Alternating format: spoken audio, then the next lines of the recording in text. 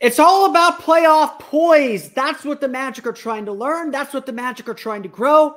And the only way to do it is games like Thursday night. Chance against a playoff team that the Magic took full advantage of. It's time to dive in deep on the growth of this young roster. It's time for Locked On Magic. You are Locked On Magic, your daily Orlando Magic podcast. Part of the Locked On Podcast Network. Your team every day.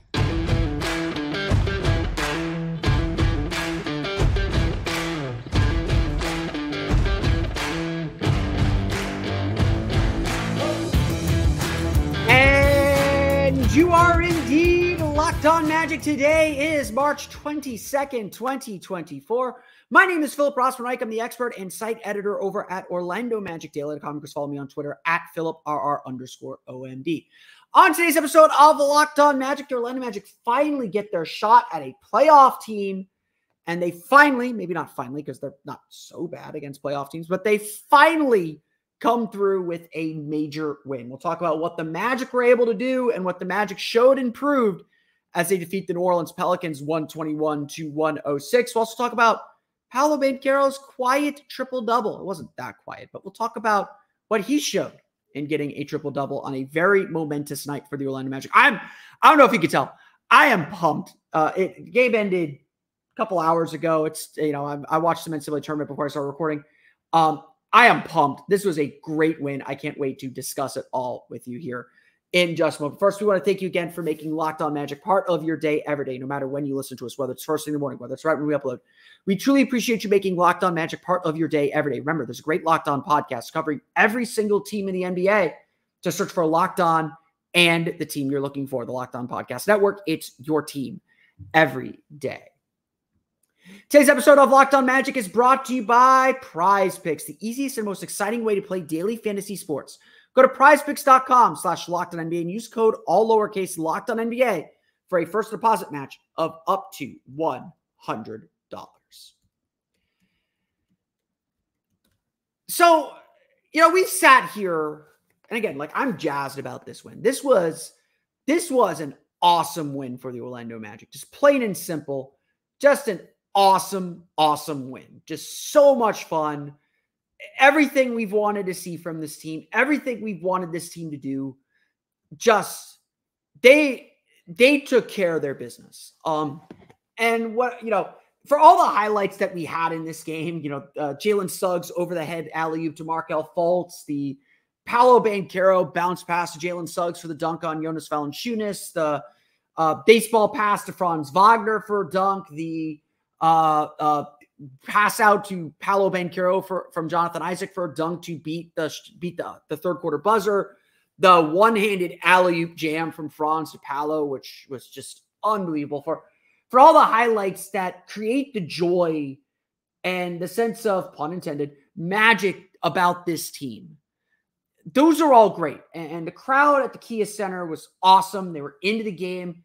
We're not, we got some work to do, I think, to be really playoff ready, but we had a real playoff type atmosphere. And that's how every home game is going to feel the rest of the way. Saturday is going to be that way too. I hope it's that way because Saturday could be a little bit of chaos. It always is. This was just great. I'm sorry. The Magic played great. They gave everyone a great show. They played with that joy and all that. But honestly, that's not the part that I'm impressed with. And look, the Magic, since the All-Star break, have played, I think, 14 games now. This was just the fourth game against a team that that's in the playoffs. It's going to go to the playoffs this year, to go to the postseason this year. They obviously beat the Cavs coming out of the break. That game doesn't count. It's because the game coming out of the break's weird. They lost to the Knicks and the Pacers in those two high-profile games, and we all wondered, is this team ready? Can this team handle the pressure? Can this team handle the physicality that the playoffs are going to bring? And quite frankly, through the first 8 minutes of this game, the answer to that question seemed like no. They're having all the same problems. They're missing shots. Their teams are loading up and preventing them from getting in the paint. They're not able to get to their spots. It didn't feel like, it felt like this game was going to go the same way as the Knicks and Pacers games. I even had a few people tweet at me saying, well, did this Magic team learn anything from the Knicks and Pacers game? They're getting crushed the same way. And quite frankly, I had to agree. So how did we get from that to all of the highlights that we got throughout the game through, what frankly, I don't want to say was a dominant performance, but was a really strong performance from this Magic team? Was what ended up being a game that we're going to be thinking about as we get closer and closer to the playoffs. Is like, this is a game that showed us that this team is to some extent ready, that they can handle this. How did we get there? It has to obviously start with the struggles that the Magic had early in the game. Jamal Mosley and Paolo Banchero both said that going into a timeout in the first quarter, the message from the team was the same. It was, don't panic, stay together, keep running the plays, the shots are going to fall, defend a little bit better. That was the biggest thing. They weren't worried about how poorly their offense was playing. They knew they had to defend a little bit better to give themselves a chance. And instead of letting some poor shot making, because the Magic were only 2 for 9, I believe, on 2-point field goals in the second quarter or in the first quarter. And one of those 2-point field goals was a foot on the line 3 by Gary Harris. A lot of times when the Magic play these kind of games, you see their heads droop. You see them get a little bit down on themselves. You see the defense loosen. And that could have been happening a little bit in this game, but at every turn, and especially at that opening turn, the Magic took that first punch. They got staggered. They got knocked down a little bit. And then they got into that timeout, or they got into those timeouts, and they doubled down their resolve. They said, we're going to execute. We know we are capable of winning, and we know we are capable of getting stops. The playoffs are about poise. Yeah, there's execution. Yeah, you got to be able to make plays. It's all about weathering these high emotional storms because the crowd's in a frenzy. Everybody's feeling the pressure. Your ability to succeed, your ability to thrive in these games is all about your poise.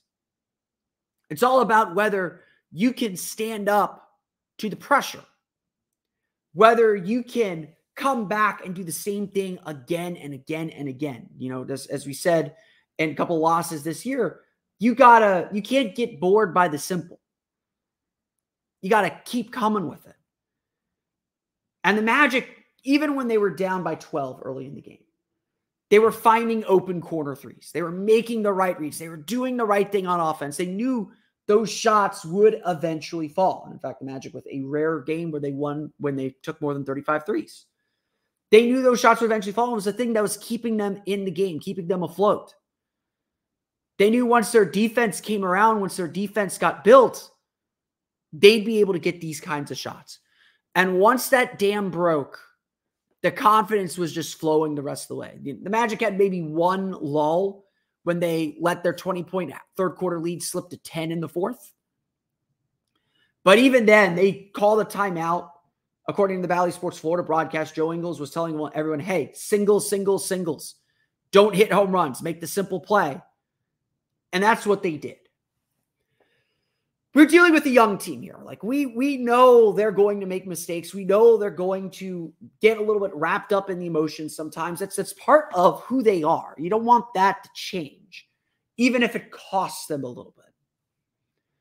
But by the same token, their ability to learn and grow, their ability to stay the course, that's what makes them such a fun team. That's what makes them the team that they are. And their ability to find that, to believe in that, to trust that when they're down big, when things aren't working perfectly, that's this team's power.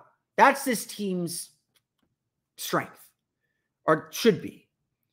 That's the growth and maturity that we need to see, because that trust takes a lot of time. And yeah, this team's been together for a good chunk of the last 3 years, but it takes a lot of time to build that trust. It takes a lot of time to build that belief. And this team's had to come together like that very, very quickly. Because this was a playoff game. It was played at playoff intensity. And New Orleans threw the first punch. And Orlando's not going to say they made adjustments. They said they, we just believed and stuck with it, and they executed. They made the shots. They made the plays. But they made adjustments. They had a plan. And they watched how that plan played out perfectly.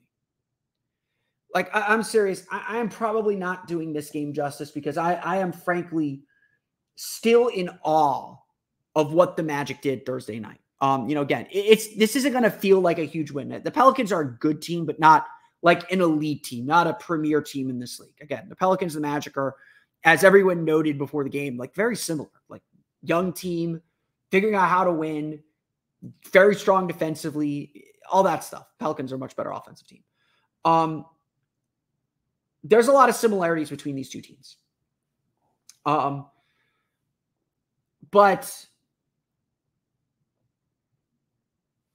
the Magic had to find their way. And that to me is the part that I'm just like speechless about. This is what good teams do. Like, I'm sorry, like, this is what good teams do. They learn, they grow, they find a way. And yeah, the Magic are probably arriving earlier than expected. Nobody probably had them doing this. But they're maturing so quickly in front of our eyes. And we've got our eyes on the playoffs. We're not hiding from it. We're not avoiding it. We're not, everything is about the playoffs right now. And this team showed us they are playoff ready. It would be nice to do it again on Saturday, but they showed us that they are playoff ready.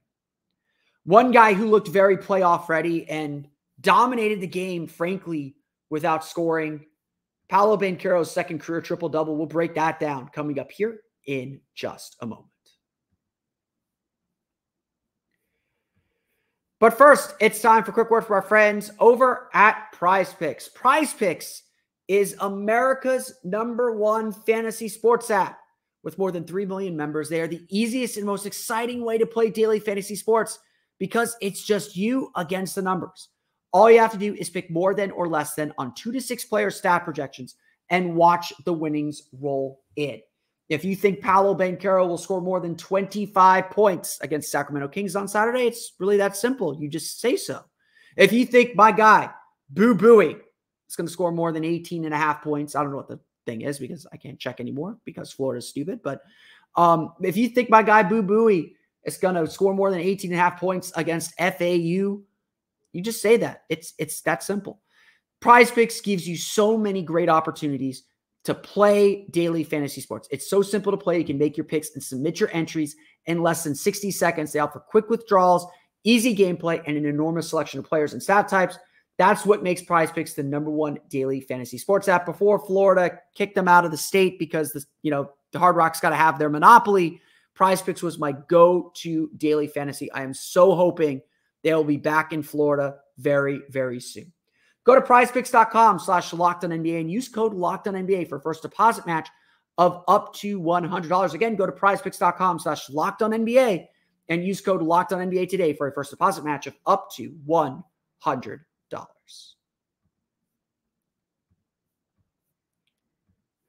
We want to thank you for making Locked On Magic part of your day. Every day, we know that you consume a lot of sports. So if you've got Fox Sports or ESPN on your TV all day, you honestly probably have to turn the volume down because of all the shouting. Make the switch over to Locked On Sports Today, a free 24/7 sports streaming channel programmed for you every day to bring you the biggest stories without all the screaming.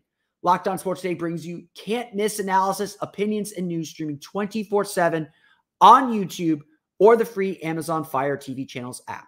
Part of the Locked On Podcast Network, your team every day. We're going to dive deeper into the box score, and I'm going to try and put some words in this game because, again, I love that Jamal Mosley came out right at the top and really thank the fans for the energy they brought to this game. This was an NBA TV game, did not sell out. So that, no one cares about NBA TV is not national television, but the Magic showed out on a bigger stage than they might normally get.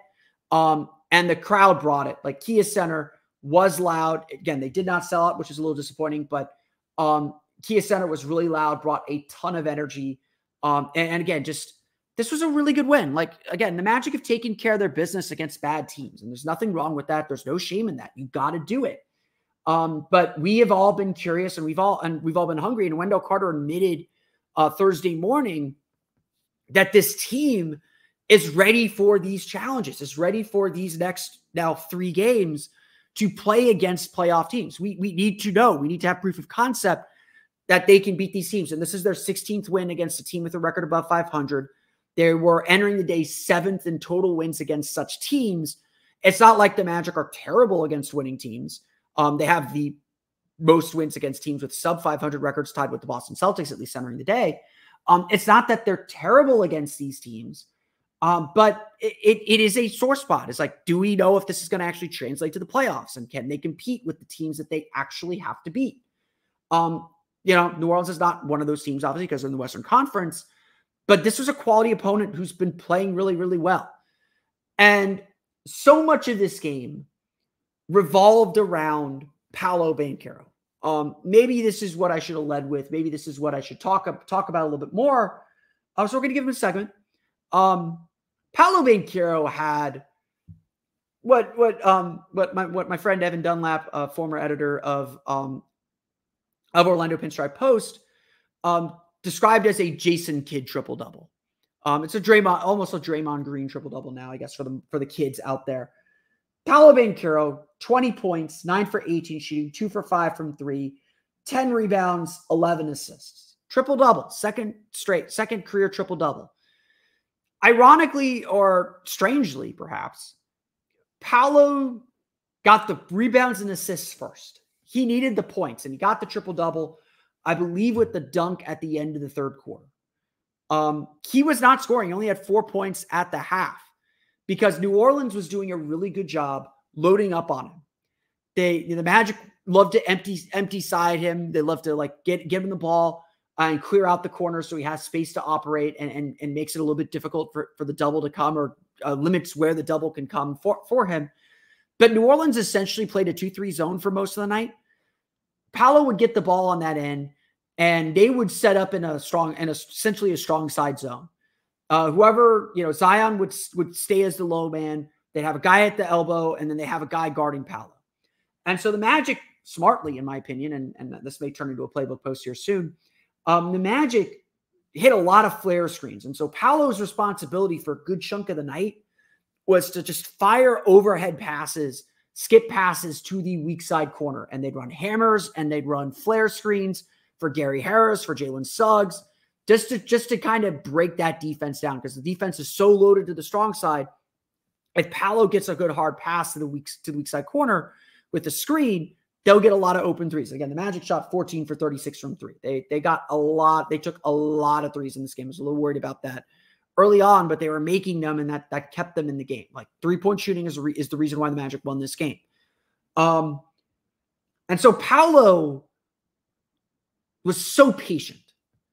To me, he still had 4 turnovers, so I'm not going to sit here and say he was perfect, but he was so patient, because those double teams, those triple team schemes are meant to bait you into making a mistake, into trying to force action that isn't there.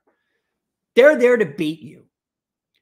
And Paolo, the entire night, never took the bait.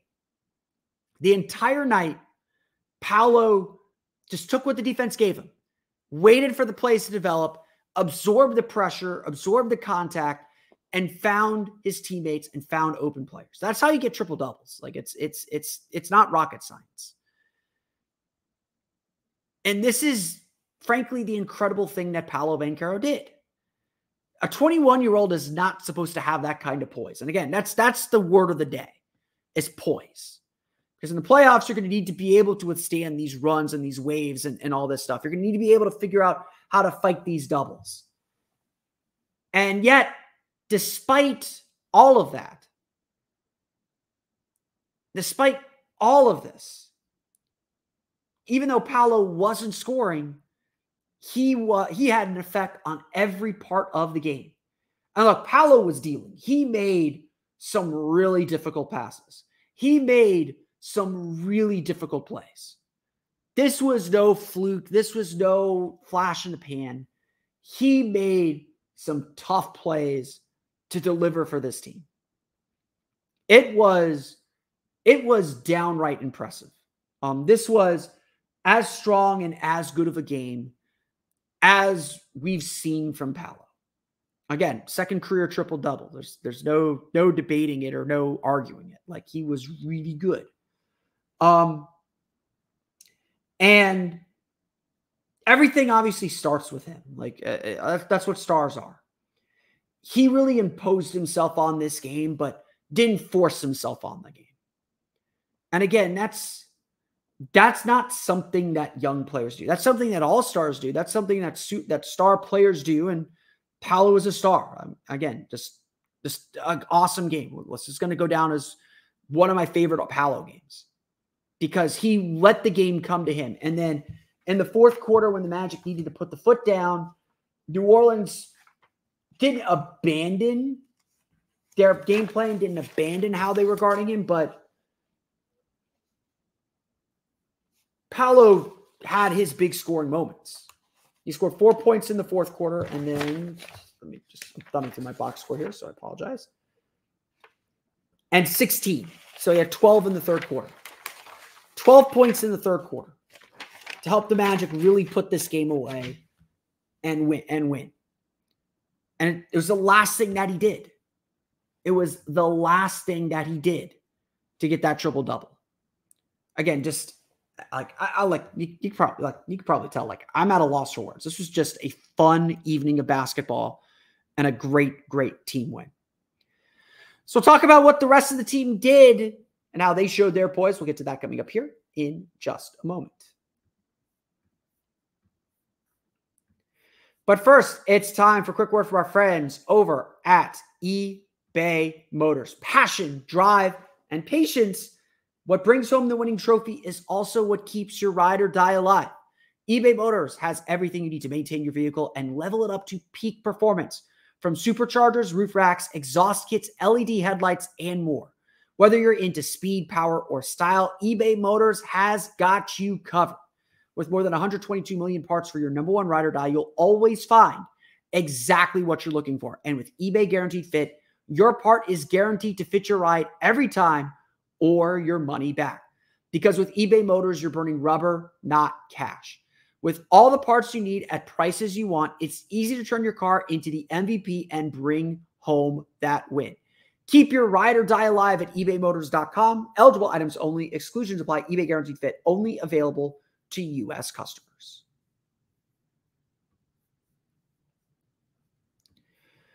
All right, let's go through the box scores. The Orlando Magic defeat the New Orleans Pelicans 121-106. Orlando, again, first quarter was really, really rough. Like, I was like legitimately concerned that, okay, that this team isn't quite playoff ready. They haven't been able to elevate their game. They turned this game around real fast. It was a 30-8 run that flipped it from an 11-point deficit to an 11-point lead. And that starts with the bench. The bench, once New Orleans broke their lineup, they took Valanciunas out, so there's one less body clogging the paint. They started swapping some guys out. And look, I'm not going to sit here and pretend otherwise. Brandon Ingram was killing the Magic. He had 14 points on 7 for 12 shooting. He was getting to his spots. He's just a fantastic shot maker. His injury in the third quarter was a major turning point in this game. And if you want more information on that, please check out our friends at Locked On Pelicans.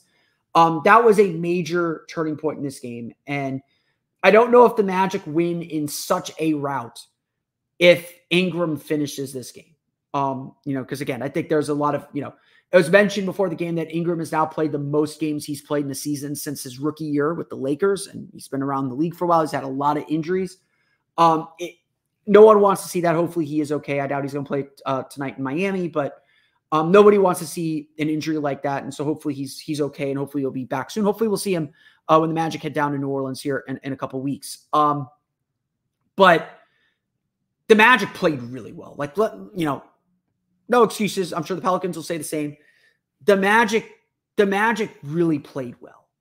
And it started with their bench to pull ahead and run away with this game. But even then, Mo Wagner had his usual 14. Cole Anthony had 10. Jonathan Isaac had 9. It isn't like they're absolutely killing them. It isn't like the bench is absolutely beating them up. For New Orleans, among their main bench players, only Trey Murphy had 21. Najee Marshall had 4. No one else scored for their rotation bench players. So the Magic's depth continues to be a major strength. With the Magic changing their lineup a little bit, that bench group's had a little bit of struggle, but they're starting to kind of piece it together. Two back-to-back really good games from the bench group that, again, flipped the game on its head. Against Charlotte, it turned a rout into a laugher.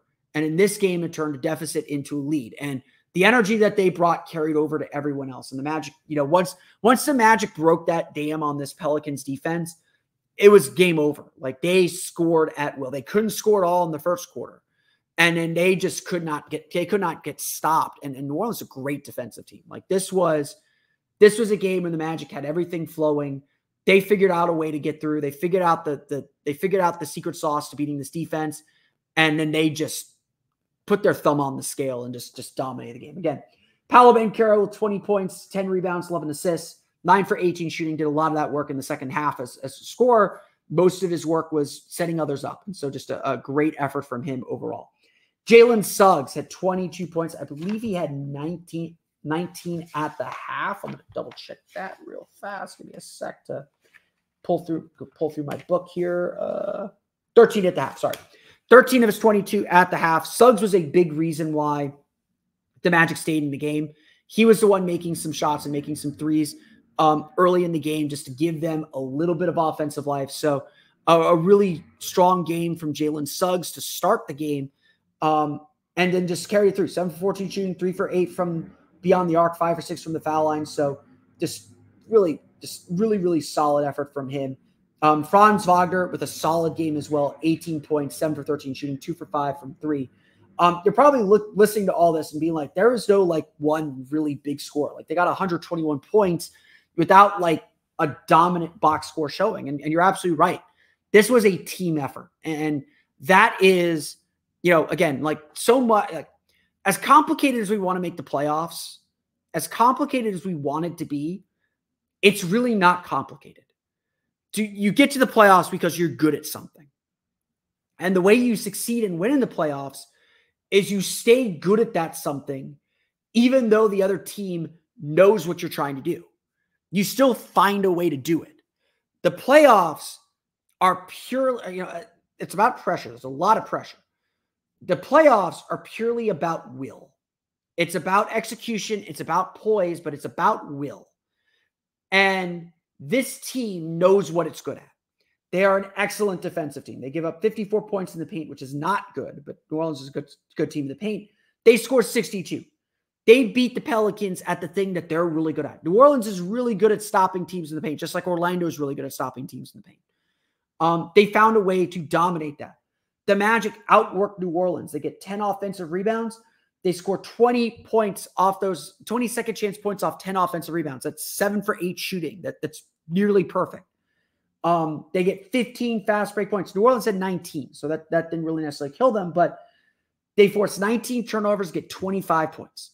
The Magic got all these extra opportunities, and they did not relent. They did not let up. They did not let New Orleans get away with mistakes.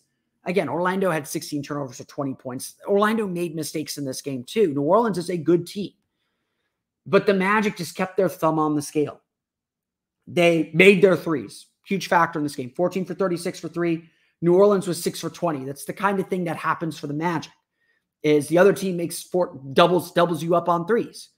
Orlando just won the math game in a lot of ways. And again, I'm at a loss for words. I really this was just a really nice win. This was just a win where everyone did their job and just did it at a higher level than we're used to seeing.